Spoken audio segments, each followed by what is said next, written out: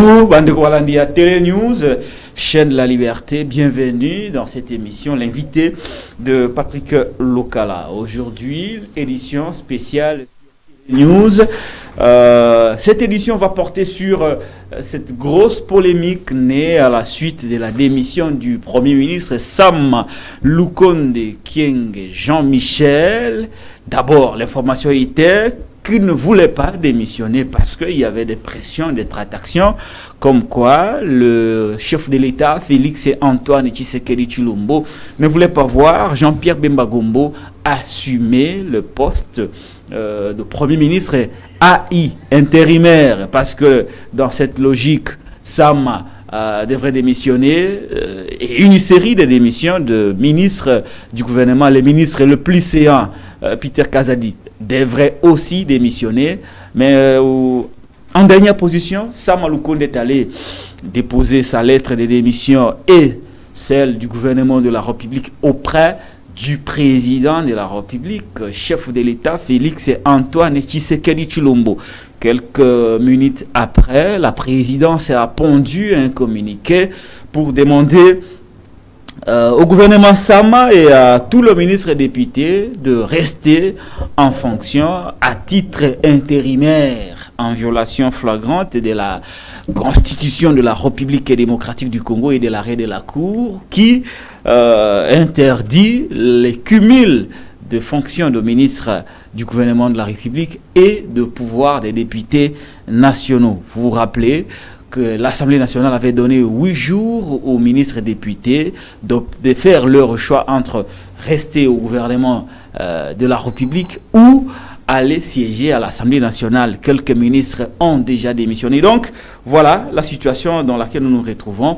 Il est vrai que si nous avons un peu de temps, nous pouvons aborder la question sécurité dans la partie est de la République démocratique du Congo, parce qu'au-delà de la politique, la sécurité tient tout à l'État. Passez-moi l'expression si je l'ai mal prononcée. Et donc, nous ne pouvons pas seulement nous préoccuper de la politique politicienne, des violations de la loi fondamentale, même si c'est important d'en parler. Mais nous n'allons pas oublier la situation sécurité dans la partie Est. Je suis à ma 3e émission aujourd'hui où je développe quelques réflexions sur les systèmes rwandais et le système Kagame lui-même. C'est banal ce que je dis souvent sur Kagame, mais je crois que nous ne mettons pas assez d'intelligence pour étudier Kagame et le système Kagame. Nous nous concentrons à pleurer, à constater les dégâts, à dénoncer comme nous en avons l'habitude, à demander même au monde de nous accompagner dans ces multiples dénonciations, mais apparemment j'ai comme l'impression que nous ne mettons pas assez de temps pour étudier avec beaucoup d'intelligence le système Kagame et Kagame lui-même. Est-ce que le Congolais connaissait réellement qui est Kagame, quelles études Kagame a fait dans sa vie, quelles sont ses spécialités, quels sont ses goûts, quel genre de femmes aime-t-il, et ce qu'il développe et ce qu'il compte développer davantage pour continuer cette prédation.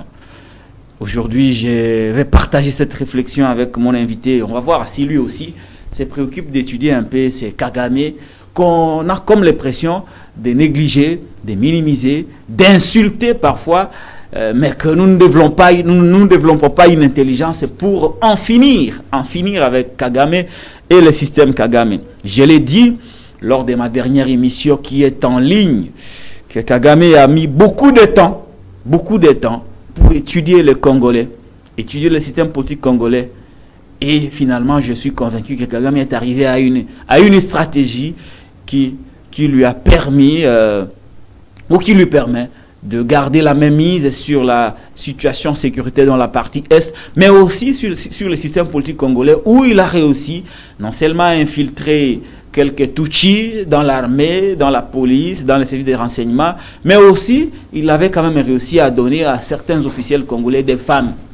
Et ces femmes sont comme des hirondelles qui, à chaque fois, lui donnent des informations à temps réel sur la situation politique au Congo. À l'extérieur, Kagame a développé une telle diplomatie qui fait qu'il a placé ces gens à travers le monde et qu'il a eu des alliés.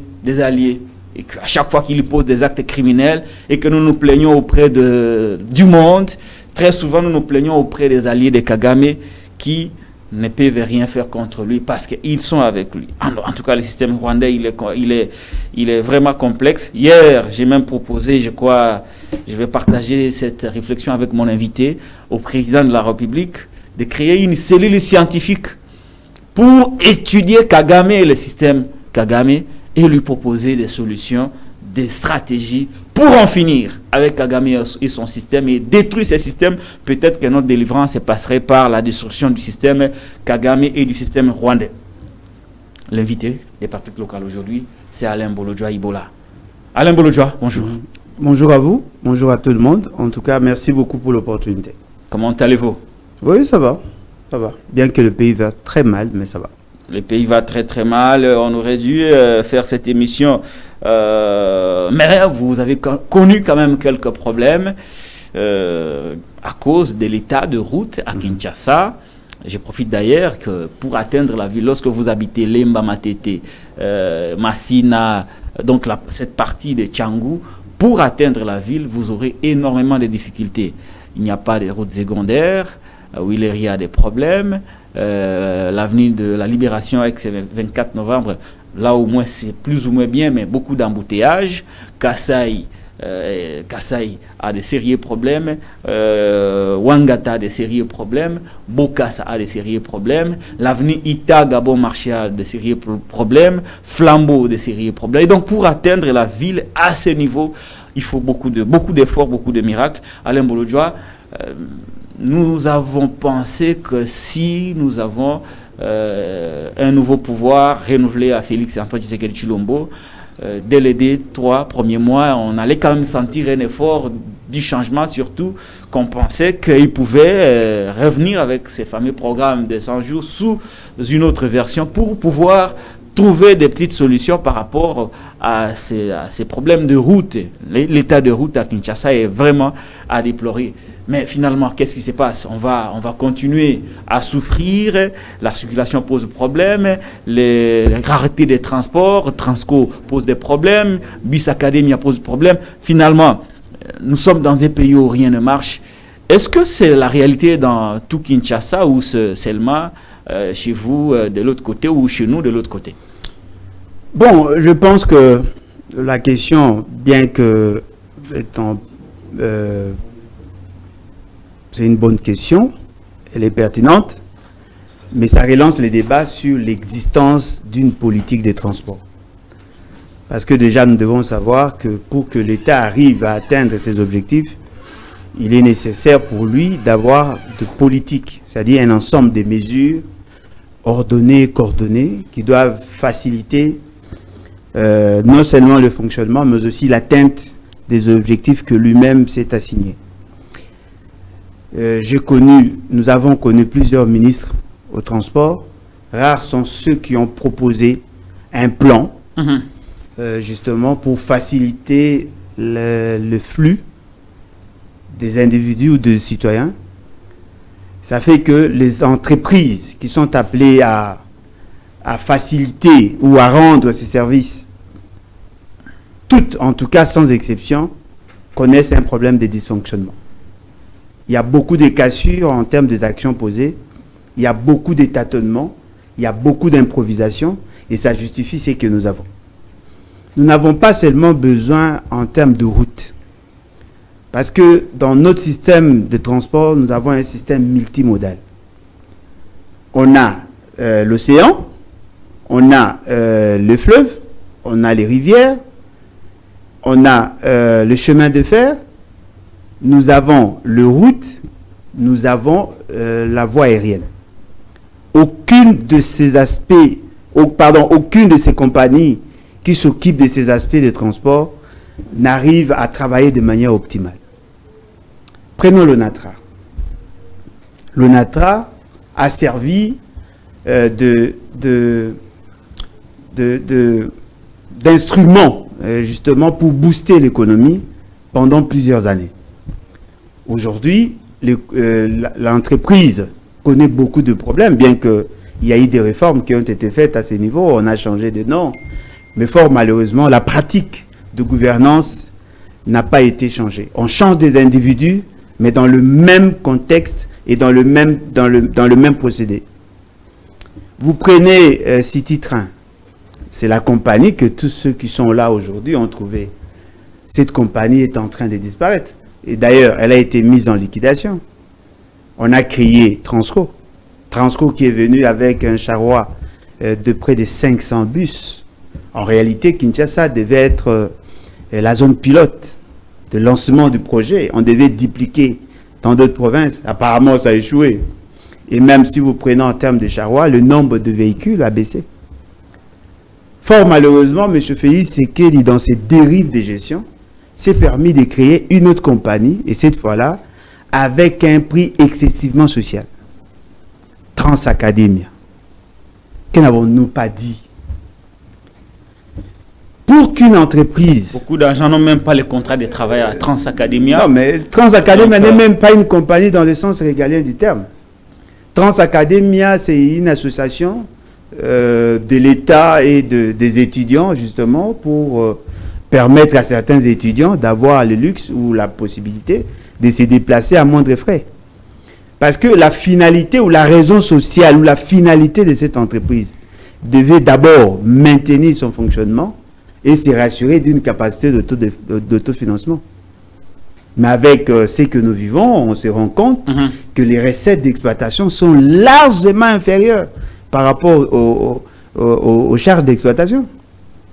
Apparemment, le personnel a fait déjà plus de 7 mois sans être payé, justement parce que les charges d'exploitation sont supérieures, surtout les charges du personnel. Le personnel est pléthore, les recettes sont faibles, la capacité d'amortissement des engins est quasi nulle, parce que quand vous prenez en termes de fixation de prix, c'est le gouvernement qui a fixé les prix, ce n'est pas les gestionnaires. C'est-à-dire que si vous faites, vous agrégez toutes les dépenses effectuées pour faire déplacer un véhicule, vous comparez aux recettes produites par, très largement inférieures, ce qui veut dire que cette entreprise ne pouvait pas subsister parce que elle a été créée pour... Est-ce que l'État donne des subventions? Non, mais l'État des subventions doit cesser. On doit arriver à donner la possibilité à nos entreprises de challenger au niveau du marché. On doit arriver à laisser les entreprises fixer le prix par rapport à leurs objectifs financiers. Vous connaissez que les entreprises de l'État ont un caractère social. C'est à ce titre que souvent l'État peut donner quelques subventions pour justement alléger le poids du prix sur le consommateur. Oui, effectivement, il y a possibilité de jouer sur ça. Ouais. Mais attention, il faudrait que l'entreprise fixe son prix. Et vous venez suppléer.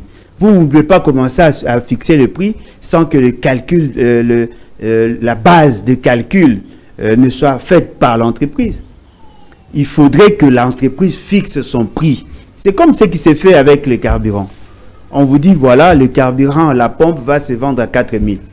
L'État dit, OK, 4 000 c'est bon, mais nous vous demandons de fixer à 3 200 et nous allons suppléer. Mais vous venez, vous faites des calculs, vous dites, OK, et pour un abonnement de 1 mois, l'étudiant doit donner 10 $. Sur base de quoi avez-vous fait ça? Parce que la rentabilité n'est pas garantie. L'entreprise ne sait même pas ce qu'elle devait produire. Et vous attendez les subventions? Non, les subventions viennent suppléer. Et vous prenez en termes de l'organisation du système de transport. Les privés viennent en appui pour suppléer aux insuffisances de l'État. Mais il y a une anarchie terrible. Les privés font la loi. Hein. Non, mais il y a une anarchie terrible. L'État est inexistant. Sans oublier que la régulation de la route... Le respect des trafics n'est plus au rendez-vous. Heureusement, vous l'avez compris. C'est-à-dire qu'il y a anarchie, il y a un désordre, et ça sous-entend qu'il n'y a pas de politique. Vous comprenez pourquoi nous avons beaucoup de problèmes. Vous prenez le balinière. Ah oui, il y a eu un embarquement qui a... poser problème à Maluku. Mais fort malheureusement. Est-ce que vous savez que ces engins-là n'ont pas été homologués par le ministère? Mais ça continue à faire des trafics. C'est-à-dire que vous vous rendez compte que il n'y a aucune politique et je comprends pourquoi on a beaucoup de difficultés. Jusqu'à quand nous aurons des solutions à ces problèmes? Non, mais jusqu'au jour où vous aurez un président sérieux avec un gouvernement sérieux. On ne sait pas. Bon, espérons que le deuxième mandat ou le second mandat de Félix Antoine Tshisekedi pourrait quand même améliorer certaines choses. Non, non, il n'a pas la qualité, il n'a pas la capacité de booster les choses dans le sens du changement. Très bien. M. Félix Tshisekedi n'est pas un créateur de développement. C'est un consommateur, en fait. Il n'a pas assez d'atouts pour booster les choses et permettre à l'État de connaître son envol. Voilà. Très bien. Merci beaucoup, Alain Bolodjoa. Nous allons aborder le tout premier sujet de cette émission, l'incompatibilité ou, en tout cas, le débat tournera autour de l'incompatibilité et de la gestion des affaires courantes des ministres et députés. C'est ça en réalité le débat que nous allons mener aujourd'hui va porter essentiellement sur ces deux thèmes, ces deux angles. Il y a les compatibilités et il y a la gestion des affaires courantes. Nous allons interroger la loi et nous allons faire des analyses. Mon invité, Alain Bolodjoa Iboula, le président du parti politique Les Bat, Lèvons-nous et bâtissons, répondra aux questions et le débat sera ouvert. En tout cas, nous allons réfléchir, contrairement à ceux qui sont habitués aux insultes, qui n'ont plus le temps de réfléchir. Alain Bolodjoa Iboula, vous avez suivi après les élections, même si vous ne les avez jamais acceptées, ça c'est sûr, ça c'est un fait qu'il faut préciser. Mais nous allons discuter sur le principe, pas sur les individus, parce que vous ne reconnaissez pas l'autorité établie, vous ne reconnaissez pas l'autorité issue des élections chaotiques. Mais nous discutons sur les principes de l'État. On est d'accord sur les fondamentaux. Exact. Très bien, voilà. Moi j'aime ça qu'on se mette d'abord d'accord sur quelques principes. Mais j'aurai quand même le temps de citer des noms. Ça, c'est pas un problème. Hein? Ah oui. Ça, c'est pas un problème. Ça, c'est pas un problème. Vous êtes libre et nous aussi nous sommes libres. Parce qu'ici, il n'y a pas de restriction. Alain Bolodjoa, nous savons très bien que après les élections, s'il y a des ministres du gouvernement qui sont élus députés nationaux, la loi voudrait que, après la validation de pouvoir des députés nationaux, que le ministre élu député choisisse entre rester au gouvernement de la République ou aller siéger à l'Assemblée nationale. Pour cela, l'Assemblée nationale a donné 8 jours. Le délai a expiré, je crois, hier. Et hier, nous avons vu, avant-hier d'ailleurs, quelques ministres avaient déjà formalisé leur démission. Les cas des ministres proches de Vital Kamerhe lui-même. Mais hier, c'était le tour du Premier ministre Sama Lukonde Kyenge qui est allé déposer sa démission et celle du gouvernement auprès du chef de l'État. Le chef de l'État a pris acte de cette démission et quelques minutes après, je crois que je vais vous lire même le communiqué, le directeur du cabinet du chef de l'État a pris un communiqué que je vais lire à l'attention de ceux qui nous suivent. Démission du Premier ministre. Démission du Premier ministre. Le gouvernement de la République, le gouvernement SAM reste en place à cause de la situation particulière que traverse le pays. Kinshasa, mardi 20 février, la cellule de communication du président de la République. Dans un communiqué officiel émanant du directeur du cabinet du chef de l'État, après la démission du Premier ministre Sam Lukonde, c'est mardi 20 février 2023, le président de la République a autorisé le membre du gouvernement à expédier les affaires courantes.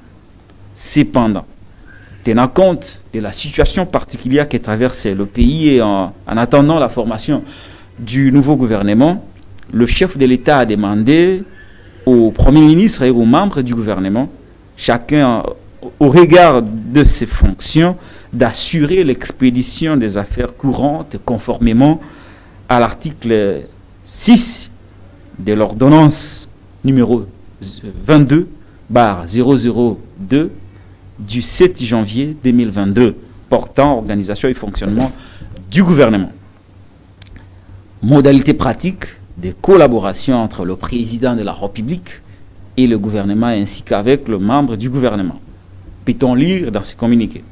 le Premier ministre chef du gouvernement a informé son Excellence, Monsieur le Président de la République, qu'à dater de ce jour, lui et les membres de son gouvernement feront usage du droit de suspension et de reprise de leur mandat parlementaire prévu par les alinéas 2 et 3 de l'article 110 de la Constitution pour ne pas se retrouver dans un cas d'incompatibilité des fonctions, stipule le communiqué. Ce communiqué tombe après la requête de Samalou Kondé à la Cour constitutionnelle pour demander justement la continuité de la gestion des affaires courantes. Alain Bolodjoa, comment réagissez-vous à cette grosse polémique entre les affaires courantes qui doivent être gérées par le gouvernement Sama avec des ministres et députés et les compatibilités de fonctions telles que stipulées par la constitution de la RDC, mais aussi par la Cour constitutionnelle? Bon, moi personnellement, je comprends M. Félix Tshisekedi. Il est issu d'un parti politique caractérisé par le banditisme dans la gestion, caractérisé par le manque de lucidité et de subtilité dans la gestion des grandes questions. Parce que n'oubliez pas que dans leur parti, le secrétaire général a nommé un secrétaire général. Et donc, ce sont des gens qui ont évolué dans une anarchie quasi totale. Et je comprends que c'est récent au niveau de l'État. D'abord, le premier principe, M. Félix Tshisekedi n'est pas un dieu. Il assume aujourd'hui qu'il était Dieu. Oui, non, mais apparemment, il prend des décisions comme un dieu. Il assume des fonctions qui sont encadrées par la Constitution. Non seulement encadrées, mais créées par la Constitution. Il y a un principe en droit constitutionnel, pour ceux qui s'y intéressent. Le principe voudrait assez que la compétence soit d'attribution. C'est-à-dire qu'on ne peut pas agir au-delà des compétences qui vous sont dévolues par la loi, par la Constitution et par des lois s'il s'agit de certains postes. Le président de la République n'a pas le pouvoir de réviser la Constitution. Le président de la République n'a pas le pouvoir d'outrepasser ses compétences. Il est reconnu au président de la République le pouvoir de nomination du Premier ministre et de membres du gouvernement. Il est reconnu au président de la République le pouvoir de suspendre ou de révoquer un ministre après avis favorable du Premier ministre. Mais en dehors de ça, il n'est pas reconnu au président de la République de proroger le mandat ou de créer les conditions d'incompatibilité ou d'imposer à la République le cas d'incompatibilité. Deuxièmement, le président de la République agit par ordonnance. C'est-à-dire que toute décision prise au niveau de l'institution, président de la République, doit être couchée sous forme d'une ordonnance. C'est ça, il statue par voie d'ordonnance. C'est l'ordonnance qui a force de loi dans une république. Le communiqué a pour visée d'informer le public. C'est-à-dire qu'il faut qu'il y ait d'abord une décision et on passe par le communiqué pour permettre au public d'avoir l'information. Voilà pourquoi vous trouvez, lorsqu'il y a nomination, le directeur de cabinet fait un communiqué reprenant l'ordonnance et fait lire au niveau de la RTNC. Et à la fin, on vous dit certifié conforme à l'original. C'est-à-dire qu'il prend ce qui est original, comme on ne peut pas exposer l'acte de décision du président, lui vient pour informer le public et ça forme d'un communiqué. Après, on prend l'ordonnance, on amène au niveau du journal officiel. Vous comprenez? Oui. Dans le journal officiel, c'est la même pratique parce que ça a pour viser d'informer le public du fait que nul n'est censé ignorer la loi. Comme cette ordonnance s'oppose à vous, vous devez en être informé. Ce qui est aberrant, ils ont cherché à trouver plusieurs problèmes, leurs problèmes en violation de nos lois, de la Constitution. Il ne faut jamais oublier que nous avons deux matière que nous sommes en train d'aborder là. Première matière, matière de cumul. Deuxième matière, matière d'incompatibilité. En ce qui concerne le cumul ou la cumul de fonctions, c'est possible, voyez-vous, que cela soit prise au niveau de l'institution Conseil des ministres. C'est possible. C'est-à-dire qu'on peut décider d'ajouter à un membre du gouvernement une autre fonction. C'est possible. Ce n'est pas la première fois. Parce qu'il vous souviendra qu'il y a certains présidents, un président de la République, qui a assumé la fonction du ministre de la Défense dans ces pays. Je cite ici le maréchal Mobutu. Il était président de la République et en même temps, lui-même qui était le chef des armées, et c'est lui qui décidait. Il n'y avait aucun ministre en charge de la Défense pendant une période. Ce qui veut dire que cette cumul-là est tolérée. Parce que ce sont des fonctions qui émanent du pouvoir exécutif. Mais la particularité ici, c'est que on ajoute à ces cumuls, on ajoute l'incompatibilité. Or, l'incompatibilité dans l'entendement de l'État, surtout de l'administration publique, veut dire que vous assumez deux fonctions contradictoires. Vous avez le gouvernement qui a ses fonctions en tant que ministre, mais de l'autre côté, vous avez le Parlement. Le Parlement est censé contrôler le gouvernement. C'est-à-dire qu'on ne peut pas assumer les deux fonctions à la fois. Si vous assumez la fonction du ministre, vous ne pouvez pas assumer la fonction des députés. Parce que deux institutions distinctes qui ne peuvent pas être assumées par une seule personne. Ça, ce sont des principes élémentaires de tous ceux qui s'intéressent au management institutionnel. Vous comprenez? Si M. Félix Tshisekedi dit, voilà, le fait qu'il y a des gens qui viennent de quitter le gouvernement, qui est cumul de fonctions au sein du gouvernement, ça passe. N'oubliez pas, avant que ce gouvernement Samaluko n'arrive, il y a eu des ministres qui ont cumulé des fonctions. Ouais, c'est normal. Par exemple, vous prenez bon, j'ai oublié. Non, mais il y avait beaucoup de ministres. Lisanga Bonganga était le ministre en charge du Parlement et ministre des Sports. Vous prenez, il y a même Nicolas Kazadi sous Sama qui occupait le ministère de Finances et de l'économie. Voilà. Donc, ça, ce sont des cumuls acceptés. Être autorisé au niveau du gouvernement. Parce qu'il y a séparation du pouvoir. Et le Parlement, dans notre pays, a été créé justement pour réduire le pouvoir de l'exécutif. On ne peut pas assumer la fonction de député national et en même temps assumer la fonction du gouvernement. On ne peut pas se retrouver dans deux institutions à la fois. Même au Félix Tshisekedi tel qu'il est là aujourd'hui. Il ne peut pas assumer de fonction du gouvernement parce qu'il appartient à une autre institution. À l'époque de Mobutu, le président de la République pouvait être le chef du gouvernement. Voilà pourquoi il était aussi en même temps ministre en charge de la Défense. Mais pour l'instant, il y a fractionnement de compétences.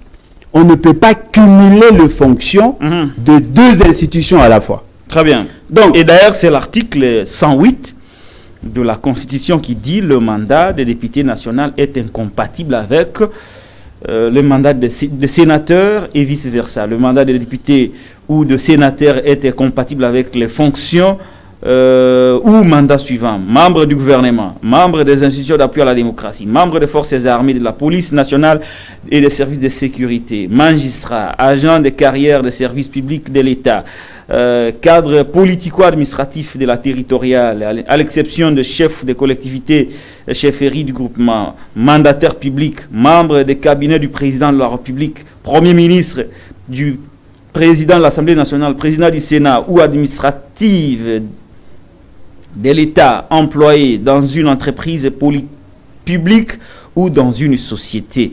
Tout autre mandat électif, le mandat de député national et de sénateur sont incompatibles à l'exercice de fonctions rémunérées, conférées par un État étranger, tout ça. Donc vous comprenez que c'est interdit par la loi. Et la Cour n'est pas allée contre cet article. La Cour a dit, à la suite de la requête introduite par Sama, que le ministre ne pouvait pas être en même temps ministre du gouvernement et en même temps député national. Non, mais effectivement, c'est ça en fait, c'est leur manière de relancer les débats. Alors, ils ont joué de leur malignité pour contourner cette manière de lire les dispositions de la Constitution. Contourner également l'arrêt de la Cour. Fort malheureusement, qu'est-ce qu'ils ont fait? Ils ont suspendu leur fonction de député. Ce qui est encore très grave. Peut-être que M. Félix Séké ne le sait pas. La suspension de la suspendu les fonctions. Non, mais c'est ce qu'ils ont dit dans leur fameux communiqué. C'est-à-dire qu'ils prennent la décision de les garder pour justement éviter à ceux qui y cumulent de fonctions. Ils suspendent par voie de communiqué la fonction de député, c'est-à-dire qu'ils suspendent momentanément et ils veulent que ceux qui sont au gouvernement restent dans le gouvernement sans perdre leur mandat en tant que député. Je peux vous lire d'ailleurs l'extrait de ce communiqué. Il dit: les membres du gouvernement feront usage du droit de suspension et de reprise de leur mandat parlementaire prévu dans les alinéas 2 et 3 de l'article 10 de la Constitution pour ne pas l'article 110. 110 de la Constitution pour ne pas se trouver dans un cas. Alors, lisons l'article 110. Vous allez vous rendre compte qu'il y a une exigence pour qu'il y ait suspension de la fonction de député. Article 110 de la Constitution de la RDC, tel que modifié, le mandat de député national ou de sénateur prend fin par expiration de la législature, décès, démission, empêchement définitif, incapacité permanente, absence non justifiée ou non autorisée à plus d'un quart de séance d'une session, exclusion prévue par la loi électorale, condamnation irrévocable à la peine de servitude pénale principale pour infraction intentionnelle, acceptation d'une fonction est compatible avec les mandats de député ou de sénateur. Non, mais le problème, c'est que lorsque vous acceptez une autre fonction, la fonction que vous acceptez doit être sanctionnée par un acte de nomination. L'acte de nomination ne doit pas être antérieur à la validation du mandat des députés. C'est ça la Constitution. C'est-à-dire que vous ne pouvez pas prétendre choisir ou suspendre votre mandat en tant que député du fait que vous êtes porteur d'un acte de nomination qui a été pris avant que vous ne soyez validé. C'est là où ils n'ont pas compris. Si l'acte de nomination est intervenu après validation, là il y a suspension. Mais on ne peut pas prétendre... Ici c'est le choix. Non, mais effectivement, il y a la périodicité, l'antériorité des actes. C'est-à-dire qu'il y a eu d'abord validation. Le mandat est en cours. Vous avez accepté d'être validé. Puis le mandat est en cours. Et puis vous prétendez suspendre de manière unilatérale votre mandat de député sur base d'une nomination antérieure. Ils ont été nommés bien avant, par une ordonnance. La validation de mandat suspend la nomination. Antérieure, ça suspend la nomination. On vous donne la possibilité de choisir entre les deux. Vous avez choisi la députation nationale, et puis vous revenez encore pour évoquer la suspension du mandat par rapport à un acte qui a été déjà annulé par la validation. Sincèrement, je me rends compte, ces gens n'ont aucune maîtrise de l'administration. Si M. Félix Séké avait assez d'intelligence, il devait procéder par une nouvelle nomination. Par ordonnance. Par ordonnance pour suspendre la validation des mandats. Mais alors là, il y a d'autres exigences. Lorsque vous renommez le gouvernement, il faut passer par d'autres étapes, d'autres procédures. Ah, mais effectivement, il faut passer par le même Parlement. Le Parlement actuel ne peut pas statuer sur l'investiture d'un nouveau gouvernement. Ce qui est en plus que ces fonctions sont limitées à 4. 4. Ils n'ont que 4 missions. Première mission, mettre en place le bureau d'âge. Deuxième mission, valider les mandats. Troisième mission, élaborer et présenter le projet de règlement intérieur. Quatrième mission, organiser les élections pour le bureau définitif. C'est-à-dire qu'ils veulent nous amener leur crasse, leur saleté, parce qu'ils ne veulent pas réfléchir. La Constitution n'interdit pas la suspension, parce que cela résulte, ce sont des conséquences de la révision de la Constitution en 2011. On a révisé la Constitution justement pour permettre à ce que celui qui a bénéficié du mandat, bien que je ne suis pas totalement d'accord, celui qui a bénéficié du mandat, quand bien même qu'il aurait accepté d'autres fonctions incompatibles, à la fin de l'exercice de sa fonction, il peut revenir. Mais cela exige à ce qu'il y ait un acte de nomination. Cet acte de nomination on ne peut pas se référer à un acte qui a été pris avant la validation. Prenons l'exemple tel que nous sommes là. Il y a de ceux qui ont été de DG. Si on doit recourir par le même principe, dites-moi, quelqu'un qui avait déposé sa mise en disponibilité, comme DG par exemple, et après il devient député. La décision de M. Félix, c'est qu'il va dans le sens de dire, voilà, quand bien même que vous soyez élu et validé comme député, vous pouvez recourir à ce communiqué pour revenir sur la fonction que vous occupez avant. Non. Le principe d'incompatibilité s'impose à tout le monde. Et personne n'a le droit d'élever cela. Et donc, s'ils avaient réellement le souci d'aider la République, ne fût-ce que pour la première fois, ils devaient plutôt se contenter de la fonction du gouvernement. Raisonnons comme M. Félix Sekedi. M. Félix Sekedi refuse à ce que Sama Lukonde ne parte. C'est-à-dire qu'il considère Sama Lukonde comme le meilleur des premiers ministres. On sous-entend qu'il sera reconduit. Si vous le laissez en fonction, son suppléant prend la place du député. Parce que vous trouvez que c'est lui qui est l'homme le plus intéressant. Son suppléant prend la place du député. Il perd totalement le mandat de député. Il garde la fonction du Premier ministre. À la fin du mandat, par rapport à la nouvelle mise en place, vous le renommez comme Premier ministre et les choses vont évoluer. Au lieu de faire le gangstérisme comme il est fait là. Très bien, Alain Bolodjo. Alors, la question que je vais vous poser, peut-être il y a d'autres questions qui viendront, mais nous ne sommes pas à notre première expérience, ni à notre première législature. J'ai rappelé dans mon tweet, après les élections de 2011, Adolphe Muzito, le Premier ministre de l'époque, était tombé dans cette situation de compatibilité. Il avait opté pour l'Assemblée nationale, laissant ainsi l'intérim à lui, Koya Diallo, qui était le ministre séant du gouvernement de l'époque. Alors, qu'est-ce qui fait que sous Félix-Antoine Tshisekedi Tshilombo, au lieu de recourir à cette pratique qui est conforme à la Constitution, on a préféré laisser Sama Lukonde assumer l'intérim de ses propres fonctions de Premier ministre alors qu'il est député frappé par les compatibilités reprises dans la loi fondamentale? Bon, en tout cas, au-delà de motivation politique, il y a l'ignorance aussi. Parce qu'apparemment, M. Félix est manipulé par moments par ses collaborateurs qui ont des enjeux, des intérêts, qui lui présentent certaines dispositions parce que ne prenez pas ça comme un fait anodin. Le fait d'avoir trouvé une disposition pour chercher à maquiller le fait, ils ont eu le temps. Il parle de la continuité de l'État. Oui, peut-être parce qu'il ne comprend pas qu'est-ce qu'on entend par continuité de l'État. Est-ce que ça tient la continuité? Non, ça ne tient pas. La continuité de l'État, c'est d'abord par rapport au gouvernement.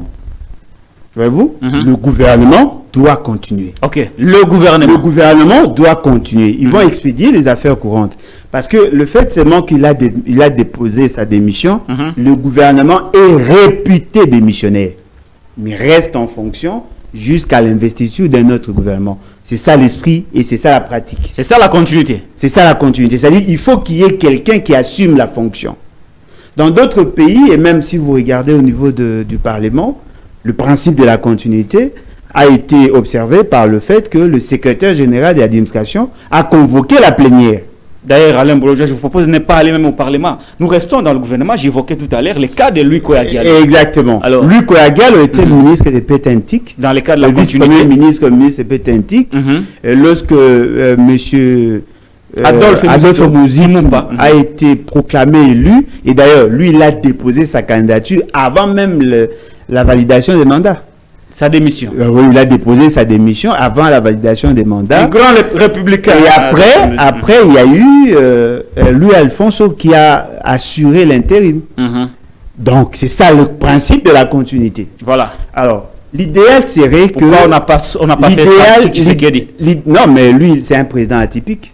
Il a une autre perception de choses. Il pense que sa volonté seule suffit pour l'imposer au niveau de la société. Sa volonté à force de loi. On le considère comme un mini-dieu. Quand il réfléchit, quand il pense, même dans les délits de gestion, il faut qu'on nous impose ces dérives-là. Vous comprenez qu'il y a un problème d'ignorance, mais aussi il y a une crise qui peut s'observer facilement au sein de l'Union sacrée. Si vous scrutez en profondeur, vous allez vous rendre compte que M. Félix Tshisekedi se méfie de certains membres du gouvernement. Parce qu'en réalité, au regard de la configuration de leur gouvernement, c'est M. Jean-Pierre Bemba qui n'était pas candidat, qui devait assurer l'intérim. C'est lui qui devait porter la responsabilité de la gestion. Parce que le ministre Kazadi est aussi concerné par l'incompatibilité. Et donc, le fait seulement qu'ils n'ont pas besoin de voir M. Jean-Pierre Bemba faire office du Premier ministre, il préfère garder Samalou Kondé et les autres en fonction. Il considère pour sa part qu'ils peuvent expédier les affaires courantes pendant 2 mois, 3 mois, parce que n'oubliez pas qu'il y a encore un processus. Après la mise en place de l'informateur, il faudrait avoir un formateur du gouvernement. Est-ce que Félix se méfierait de Jean-Pierre Bemba jusqu'à arriver au point de refuser que ce dernier soit le Premier ministre AI? Non, mais Jean-Pierre Bemba a été utilisé comme paillasson. Comme qui? Comme paillasson. Comme paillasson. Oui. Il n'était pas dans... En fait, c'était pas une question d'amour.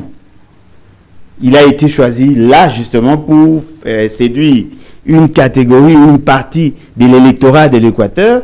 Il a joué sa partition et on considère qu'il est trop ambitieux. C'est parmi les gens qui font peur à M. Félix Tshisekedi. Pourquoi? Peut-être qu'ils ont des soupçons. Ils ont des soupçons. Il est en contact avec l'armée. Il a l'expérience et tout ça. C'est un homme ambitieux. Il était candidat plusieurs fois. Et une fois, en 2006, il voulait être candidat aux élections passées, bien qu'il n'y a pas eu élection du tout. Et donc, on le considère comme quelqu'un qu'eux ne maîtrisent pas. Et donc, M. Félix Tshisekedi a besoin de quelqu'un qui ne lui fera pas. Tout cela suffit pour violer les lois du pays, comprenant l'arrêt de la Cour, qui est exécutoire, opposable à tous. Non, mais ce qui est vrai, M. Félix Tshisekedi n'a pas peur de violer la Constitution, parce que ça ne sera pas la première fois. Comment est-il arrivé là? S'il peut violer la Constitution dans le processus électoral, il peut violer la Constitution dans l'application de certaines dispositions. En ce qui concerne le gouvernement, il est dans cette logique-là. Alors, pour habiller leur démarche, ils ont trouvé une disposition de la Constitution ils ont balancé cela à la population, et la population risque de gober. La population risque de croire que M. Félix Tshisekedi est dans le bon. Le principe de la continuité de l'État. Qu'est-ce que ça dit? Prenons l'exemple, un candidat président de la République, candidat député national, député provincial. S'il arrivait à avoir les 3 sièges, on fait comment? Il doit choisir. Il doit choisir. Mais pourquoi dans ce cas d'espèce, cela n'est pas possible? Voyez-vous? Mais comment on en est arrivé là, à avoir un État, des dirigeants du pays qui vraiment ne se préoccupent plus du respect de textes, la culture du respect des textes n'existe presque plus. Il y a même Laurent Onyimba qui a dit, qui proposait au président de la République de suspendre la Constitution et de commencer à gérer le pays de cette manière-là. Non, mais il est en retard. Ah. La Constitution a déjà été suspendue. Il est en retard, il doit anticiper, il doit aller au-delà de son raisonnement. Parce que lorsqu'on marche sur la Constitution, on ne la considère plus. La Constitution n'est plus observée par M. Félix Tshisekedi. Nous pouvons vous citer plusieurs cas. Vous parlez du Premier ministre. Oui. Moi, je vous parle du ministre en charge de la justice. Elle a été nommée comme premier avocat général près du Conseil d'État le 15 août 2023.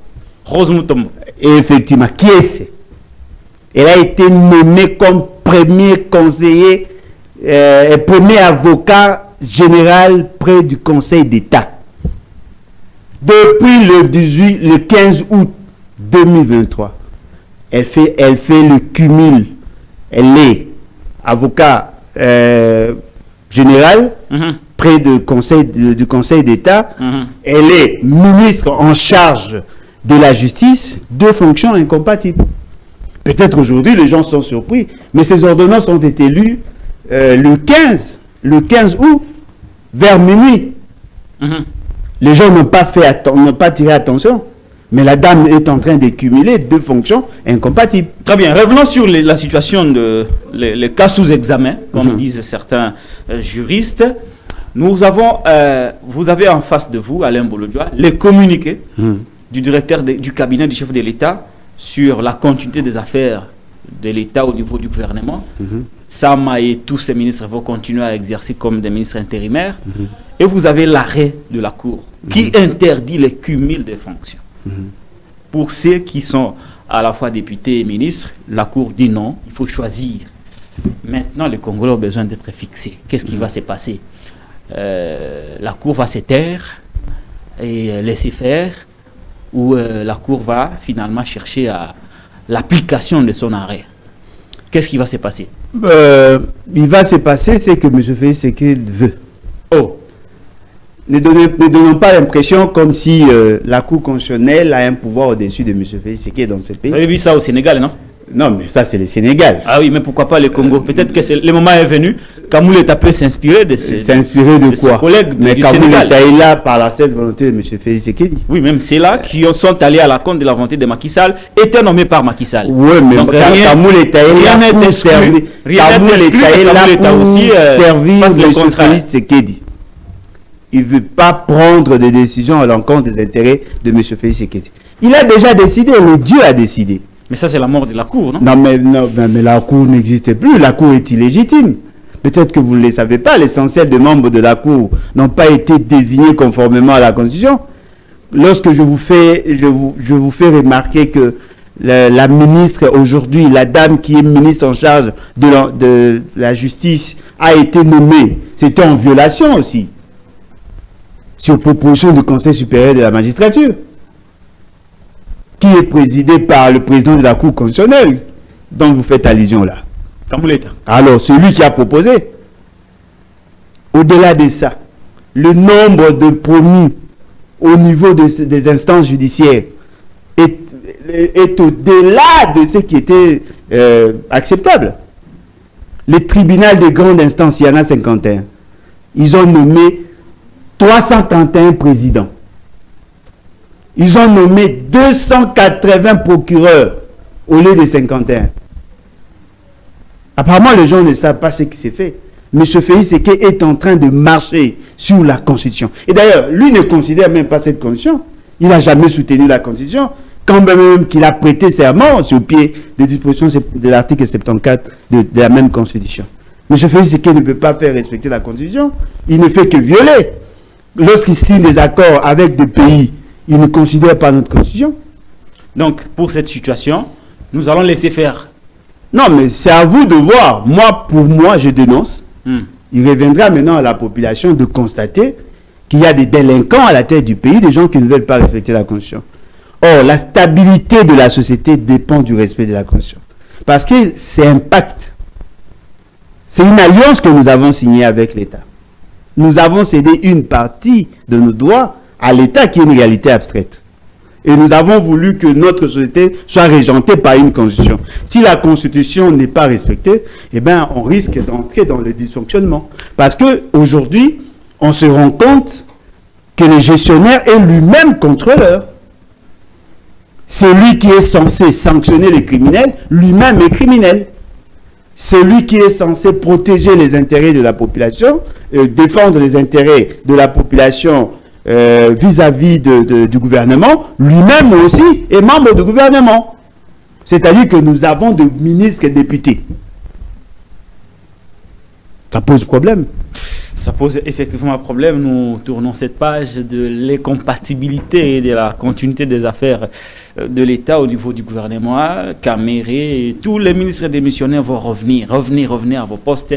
Félix a autorisé contre la volonté de la Cour et de la loi fondamentale. Je n'ai pas autre chose à dire que ça, parce que c'est ça la réalité. Je ne peux pas déformer les faits. Situation sécurité dans la partie Est. Alain Boulodjoa, j'ai développé beaucoup de problématiques au début de cette émission. Est-ce que vous avez l'impression comme moi que nous négligeons, nous minimisons, nous sous-estimons beaucoup Paul Kagame? Nous les surestimons par contre. Non, quand je dis nous, excusez-moi Alain, c'est vous qui parlez, c'est au niveau de ceux qui gouvernent. Est-ce que vous n'avez pas l'impression que depuis plusieurs décennies, nous les sous-estimons? Moi, je pense par contre que nous les surestimons. Ah bon? Apparemment, on le voit trop grand. On le voit trop grand. Trop grand.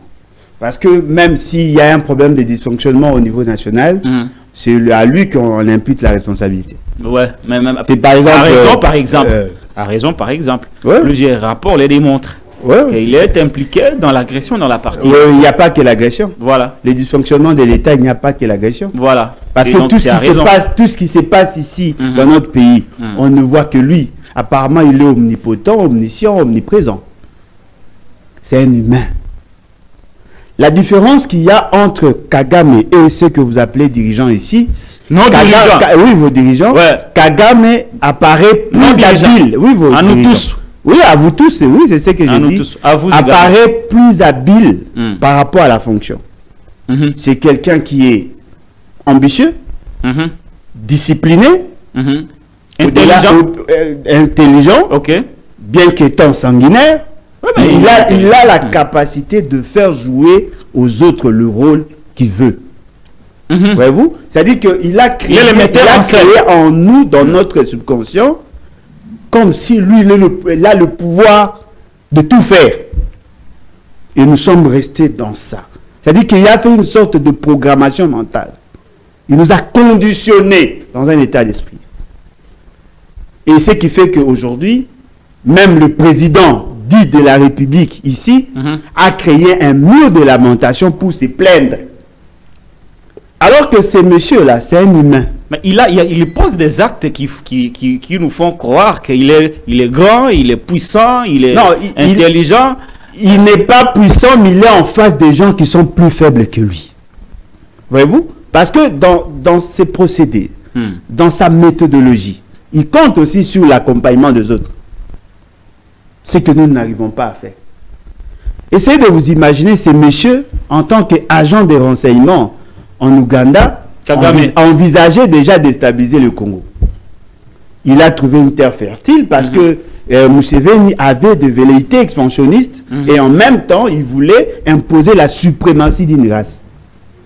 Ça fait qu'il y a eu un mariage entre les deux. Ils ont eu à travailler ensemble. Il a été envoyé en formation justement pour être formé.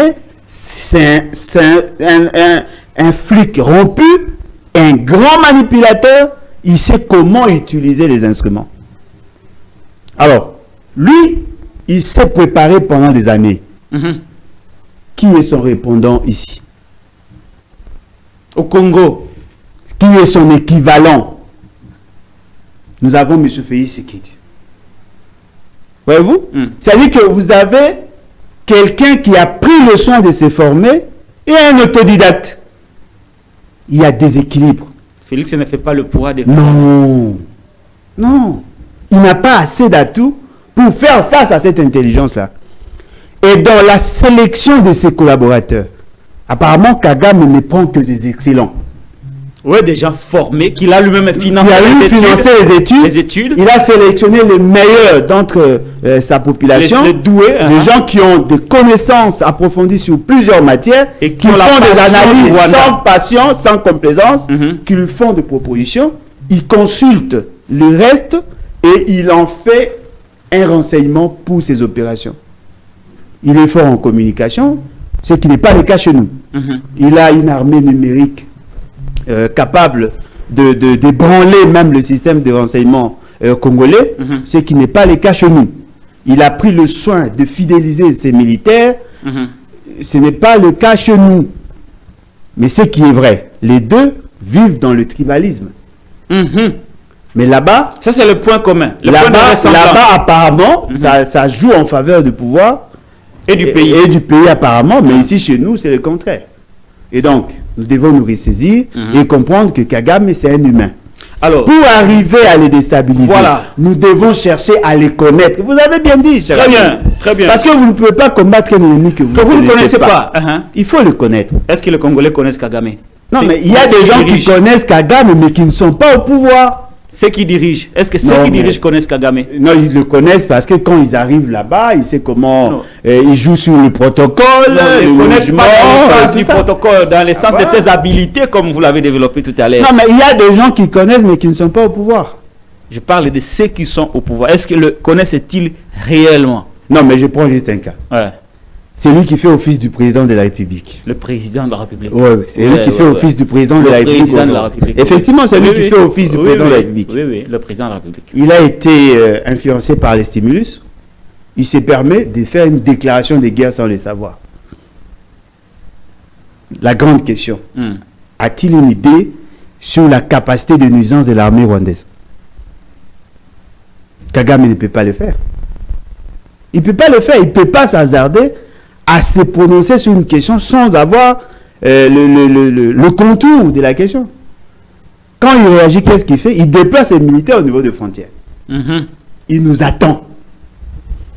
Aujourd'hui, M. Félix commence à réfléchir si nous sommes en mesure, n'est-ce pas, de faire la guerre. Mais vous l'avez déjà déclaré, cher monsieur. Vous avez déjà déclaré la guerre. Et on vous attend au tournant.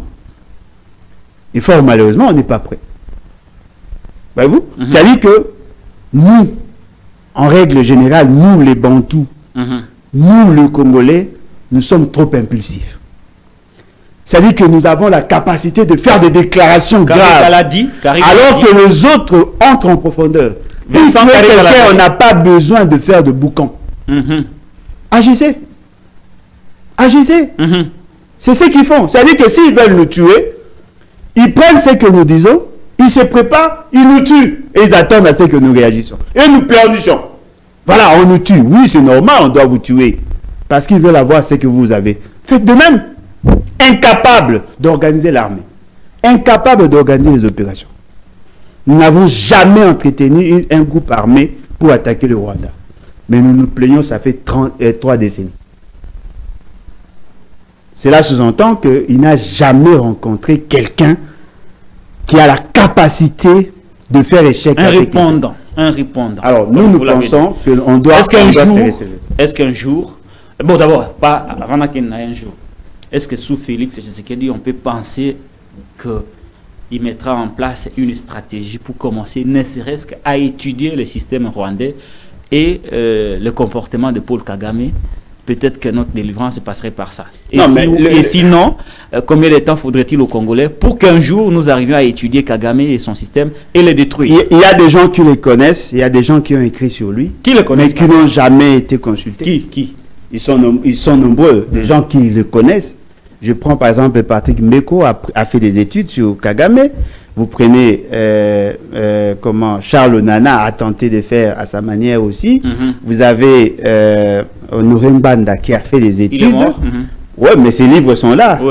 Voyez-vous, il y a d'autres personnes qui le connaissent assez. Et même ici à Kinshasa, des gens qui ont eu à travailler sur ça. Et d'ailleurs, l'essentiel de ceux qui ont travaillé avec Kabila le connaissent assez bien. Quand même que eux aussi, à leur niveau, avaient des difficultés à bien gérer la question. Est-ce que vous pensez qu'il est important que Félix Tshisekedi mette en place une cellule scientifique qui va avoir pour mission d'étudier le système rwandais et le système Kagame pour arriver à des stratégies de détruire ce système et peut-être troubler la quiétude de Paul Kagame afin que nous ayons la paix au Congo. Bon, moi je pense par contre il faudrait envisager un mécanisme pour faire partie de M. Félix Tshisekedi. Oh, on ne doit pas, cher ami, on ne doit pas donner l'impression comme si on pourra trouver des solutions. Donc avant d'étudier Kagame, il faut d'abord faire partie. Il faut avoir un président de la République conscient et consciencieux. On ne doit pas prendre les risques de confier à M. Félix Tshisekedi notre sort parce que lui-même est problème. Il est tellement connu par Kagame, il peut être manipulé à souhait. Alors, au lieu de compter sur lui, cherchons plutôt à les remplacer par quelqu'un à même d'organiser l'État. Parce que ce qui est vrai, faire des analyses, chercher à connaître Kagame, c'est une option. Mais tant que l'État ne sera pas restructuré, il nous sera très difficile. Dites-moi si vous connaissez comment il agit et comment allez-vous procéder par la suite. Parce que dans la stratification opérationnelle, on doit connaître l'ennemi, on doit aussi se connaître soi-même. On doit voir si les aptitudes que présente l'ennemi peuvent être ébranlées au niveau national. On n'a pas une armée aujourd'hui. L'armée a été défaite justement par les maladresses de M. Félix Tshisekedi. Nous avons un problème de tribalisme qui attire l'État vers le bas. Nous ne conjuguons pas la situation telle que nous avons aujourd'hui. Les services de renseignement et de sécurité. Les services de renseignement vers les opposants et les journalistes. Les journalistes pour sécuriser le pouvoir de Félix Tshisekedi. Pas l'État. Pas l'État. Et donc, nous devons repenser l'État et nous devons nous préparer pour faire la guerre. Si nous n'arrivons ça, c'est le préalable. Avant d'aller... Si nous n'arrivons pas à faire partie de M. Félix Tshisekedi, le mur de lamentation va continuer. Parce que je ne vois pas M. Félix Tshisekedi convoquer les scientifiques ou les gens intelligents, les gens qui connaissent Kagame, pour réfléchir sur la question. Et d'ailleurs, il est caractérisé par il a un défaut. Qui? M. Félix Tshisekedi. Quel défaut? Il se méfie de tous ceux qui ne savent pas l'encenser. Ah, c'est-à-dire que si vous n'avez pas la culture de l'encenser, il vous considère comme ennemi. Or, généralement, les gens qui réfléchissent n'aiment pas être conditionnés. Ils doivent garder leur liberté. Dites-moi, si vous arrivez au niveau des services, on vous consulte, vous, au niveau de l'ANER ou de la DEMIAP, vous arrivez, vous commencez à faire des analyses sur Kagame. Vous dites, non, c'est un homme fort, et il est intelligent, il a un personnel. Quelques minutes après, on dit, ah, il travaille pour Kagame. On vous arrête.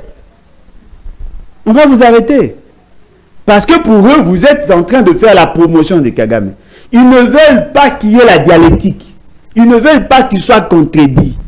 Or, un bon chef a deux types de collaborateurs. Ceux qui savent résoudre le problème qu'il y a et ceux qui savent résoudre le problème futur, anticiper. Dites-moi, dans l'entourage de M. Félix, dans le précaré de M. Félix, qui ont la capacité de résoudre le problème qu'il y a, qui ont la capacité d'anticiper. Il n'en a pas. Lui, il veut avoir des yes men, des gens qui l'accompagnent, même dans ses délires de gestion. Il n'a pas l'étoffe, il n'a pas les aptitudes nécessaires pour être un bon leader, un bon manager. Cherchons d'abord le manager et le problème sera résolu. Parce que ce qui est vrai, si nous arrivons à développer une intelligence situationnelle, la première des choses, Kagame ne sera pas ce qu'il est. Parce que le rôle que joue Kagame au niveau de la sous-région, c'est le rôle qu'on a fait jouer au Congo pendant que Mobutu était là. Voyez-vous? C'est justement parce qu'il n'y a pas un leadership. Il a dupliqué le système congolais au Rwanda. Mais effectivement, parce qu'il y a eu un vide. Il y a eu effectivement un problème de leadership. C'est nous qui devions aller négocier au niveau de l'OTAN, au niveau des Nations Unies, sur le rôle que l'on doit jouer au niveau africain.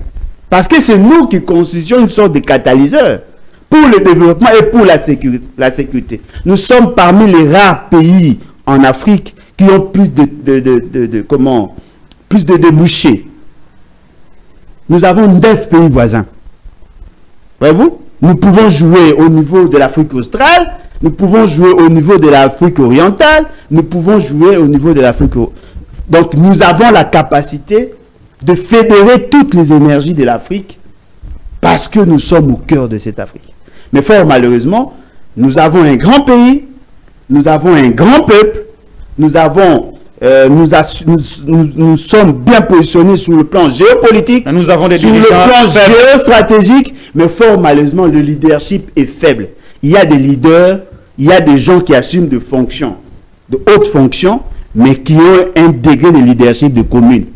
Et cela pose problème. Et donc, moi, je considère que le préalable, c'est d'abord faire partie, M. Félix Tshisekedi, convoquer un congrès fondateur, refonder l'État sur de nouvelles bases et donner la chance aux gens qui méritent à assumer des fonctions. Merci beaucoup. Je crois que cette émission sera suivie par ceux qui dirigent. Espérons que ça tombera dans les oreilles des hommes conscients qui vont tirer la pertinence de nos propos sur ce plateau de Télé News. On a fini, Alain Bourgeois. C'est la coutume déjà chez nous. Kagame, ne serait-ce que par ces genres d'émissions, qui comprennent au moins que même s'il a pris en otage les systèmes politiques congolais, mais il y a quand même des intellectuels qui réfléchissent sur lui. Et qui devaient savoir qu'un jour, nous finirons par renverser cette donne qui n'est pas notre avantage. Non, mais attention, son système peut être renversé par d'autres personnes et non par nous. Parce qu'au niveau déjà du Rwanda, il y a une intelligence qui se développe pour le faire partir. Ah bon? Ah oui. Alors si... Mais ne pensez pas que si le Rwandais les renverse, ça sera à notre faveur. Non mais voilà. Ah oui. Il y a aussi au niveau international, il y a des gens qui développent les réflexes de le faire partir. Mais ça ne sera pas à notre avantage. Si nous voulons gagner, nous devons le faire partir. Voilà. Parce qu'on va installer un autre Kagame qui va continuer avec les velléités. Très bien. Merci beaucoup Alain Boulodjoa. Moi, je ne sais pas s'il faut qu'on parle de ça. On accuse le musicien J.B. Mpiana d'un acte de viol sur mineur. Il y en a même qui demandent son arrestation au même titre que le pasteur Casse. Est-ce que ce feuilleton va aller jusqu'au bout? Qu'est-ce qui se passe? Je ne sais pas dire qu'il est auteur ou innocent dans cette affaire, mais au moins, il y a un témoignage. Il ne peut pas être innocent. Parce qu'il a fait un enfant avec une fille de 15 ans. Oh, J.B. Mpiana. Oui, j'ai suivi le témoignage. Il a eu un enfant avec une fille de 15 ans, une danseuse. De 15 ans. En réalité, on doit confronter ce qu'il a fait par rapport au référentiel. La loi interdit strictement le détournement des mineurs. Il devait en réalité être arrêté. Et les faits sont imprescriptibles. Ce n'est pas parce que ça s'est fait il y a cela 9 ans qu'on ne doit pas l'arrêter. Et surtout que la fille a rendu public le fait. C'est-à-dire qu'elle a dénoncé. En réalité, le procureur devait se saisir d'office du dossier. Pour inviter, ne serait-ce que lancer une malheureusement, il est du système, il ne sera pas inquiété. Très bien. Je connais, j'ai un dossier d'un chef, de quelqu'un, d'un responsable politique, qui a eu aussi un enfant avec une fille de 17 ans. Mais s'ils ont trouvé un arrangement à l'amiable. À l'amiable au niveau de l'étranger, c'était en France. Vous comprenez? Ah, voilà. Je vous protège. Je vous protège. C'est quand même décevant. Ah, très bien. Merci. Un petit mot de la fin. En tout cas, merci à vous. Courage. Continuez à travailler pour l'intérêt de l'État. Espérons que M. Félix Tshisekedi va se ressaisir et démissionner au plus vite pour permettre à l'État de respirer et de se prendre en charge. Voilà, c'était Alain Boulodjoa, l'invité de Patrick Lokala, émission réalisée par Derek Loukeba. Je suis Patrick Lokala. Abonnez-vous à la Télé News, chaîne de la liberté.